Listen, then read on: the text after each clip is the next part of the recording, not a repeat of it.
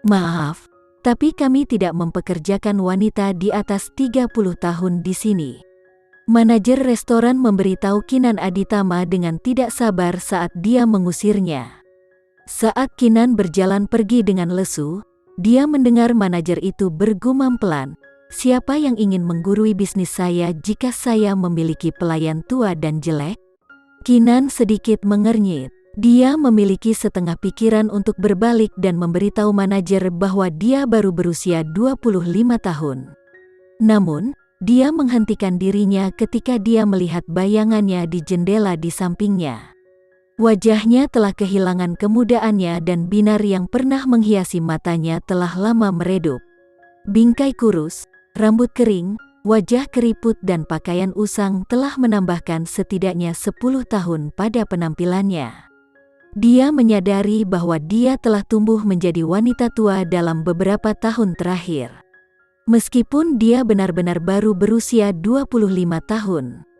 Kinan tersenyum pahit saat kesulitan dari beberapa tahun terakhir membanjiri pikirannya. Saat dia menyeret tubuhnya yang lelah menjauh dari tempat itu, dia melihat sebuah mobil berhenti di belakangnya. Kedatangan Maybach yang mahal tidak luput dari perhatian manajer restoran. CEO Vano, selamat datang, kata manajer itu dengan patuh. Kinan tiba-tiba berhenti di jalurnya. "Vano, bisakah kamu menemaniku pergi berbelanja pakaian setelah ini? Hari ini adalah tanggal kedatangan baru untuk Counter Channel," Elena berkata dengan sopan saat mereka turun dari mobil. Tangannya melingkari lengan Vano. Vano meliriknya dan menjawab dengan singkat, "Iya." Satu suku kata membekukan Kinan ke tanah. Sebelum dia bisa menghentikan dirinya sendiri, kepalanya perlahan berbalik. Dan matanya tertuju pada wajah tampan Vano. Itu pasti dia. Kinan tidak bisa memperkirakan ini adalah bagaimana mereka akan bertemu setelah perceraian mereka 3 tahun yang lalu. Dia sangat kuyu, sangat kehilangan keberuntungannya. Dia masih dirinya yang terkumpul, tinggi di atas jajaran rakyat jelata. Elena di sampingnya juga seanggun dan bermartabat seperti dia 3 tahun yang lalu. Keduanya memang akhirnya berakhir bersama. Kemudian lagi, dengan dia keluar dari gambar, apakah itu benar-benar kejutan? Kinan, Vano berkata ketika dia melihatnya. Ketidakpercayaan jelas tertulis di matanya. Ekspresi Elena sedikit berubah dan tersentak. "Ya Tuhan, apakah itu benar-benar kamu, Kinan? Apa yang terjadi padamu?" Kinan tersentak dari linglungnya. Dia dengan cepat memalingkan wajahnya, bergumam, "Kamu salah orang." Dengan tergesa-gesa, dia berbalik untuk melarikan diri. Tidak mungkin dia akan menghadapi mereka berdua hari ini. Tidak ada wanita yang mau menghadapi mantan suaminya yang kaya dan mantan kekasihnya yang cantik dalam keadaan yang begitu hina. Terutama tidak setelah mereka berdua berkumpul.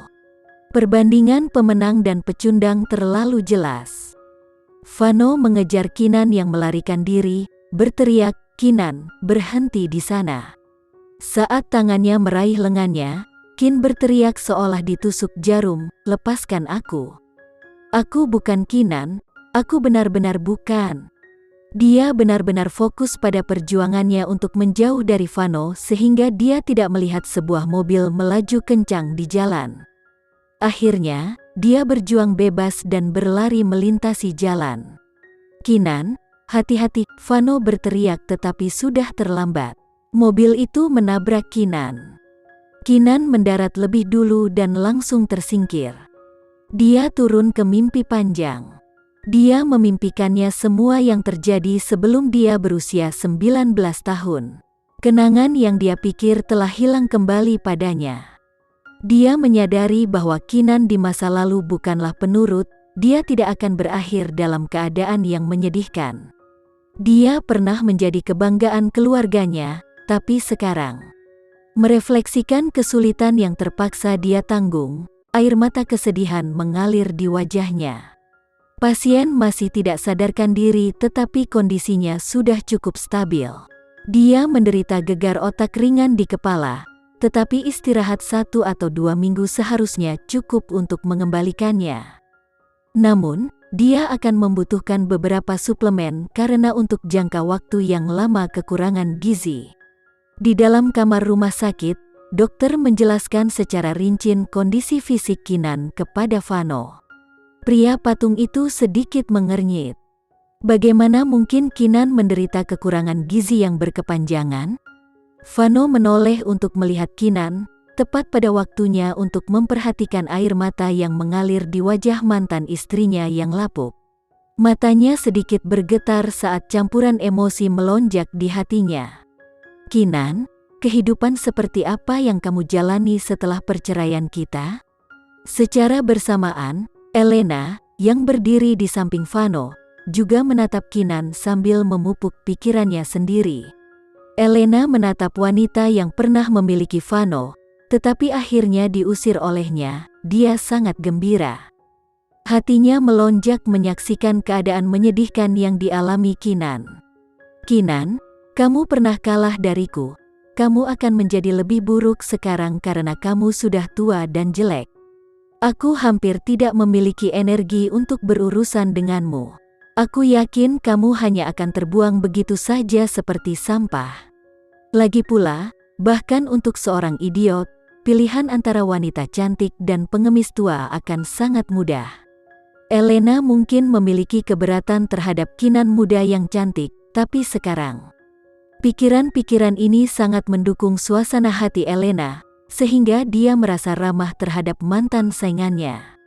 Elena menyenggol Vano dan berkata dengan lembut, "Vano, jangan khawatir.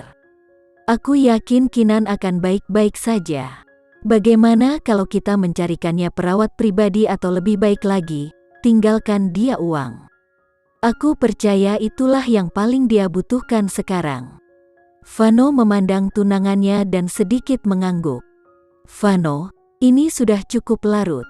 Kita masih harus menghadiri makan malam keluarga nanti malam untuk membahas pernikahan kita yang akan datang. Bukankah kita harus pergi?" Elena meminta Vano untuk pergi. Vano kemudian baru menyadari bahwa acara seperti itu memang ada dalam rencana perjalanannya. Sejak perceraiannya, Vano tidak mencari pasangan baru, tetapi sebagai satu-satunya pewaris laki-laki keluarga Dirgantara, dia harus menikah untuk memastikan nama keluarga Dirgantara tetap hidup. Elena adalah teman masa kecilnya. Seluruh keluarga Dirgantara jatuh cinta padanya. Ketampanan dan kecerdasannya juga merupakan nilai tambah yang pasti. Oleh karena itu, setelah perceraian Vano selesai, kedua keluarga telah berusaha untuk mencocokkan mereka berdua. Vano bersikap hangat terhadap Elena, tetapi dia tidak jatuh cinta padanya. Lagi pula, tidak ada satupun wanita yang dia cintai. Bahkan pernikahannya dengan Kinan bukan karena cinta, karena itu adalah pernikahan yang diatur. Baginya, selama istri secara biologis perempuan, dia baik-baik saja dengan siapapun yang mengisi pos itu. Ketidakpeduliannya semakin dalam setelah pernikahan yang gagal dengan Kinan.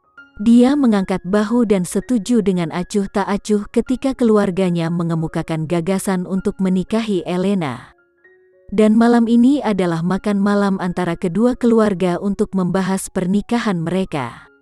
Bahkan, pagi itu, mereka keluar untuk mencari restoran untuk menjadi tuan rumah resepsi pernikahan mereka, dan berbelanja pakaian. Siapa tahu mereka akan bertemu dengan Kinan Aditama, mantan istri yang sudah 3 tahun tidak dia temui. Sejujurnya, Vano pernah bertanya-tanya dalam situasi apa mereka akan bertemu lagi. Tapi tak satu pun skenario dalam pikirannya yang cocok dengan kejadian aneh hari ini. Bukankah Kinan adalah nyonya muda keluarga Aditama? Bagaimana dia bisa mendarat dalam keadaan yang menyedihkan? Sekian dulu ya video kali ini, kita lanjutkan lagi videonya di lain waktu. Oh iya, bagaimana menurut kalian? Semoga bisa sedikit menghibur kalian semua. Untuk teman-teman yang baru nonton, jangan lupa subscribe ya, hehehe. Dan kalau teman-teman ada yang ingin gabung langganan bisa langsung gabung saja untuk dapat fitur yang menarik dan sedikit membantu Mimin. Terima kasih banyak sudah menonton, sampai jumpa lagi, bye.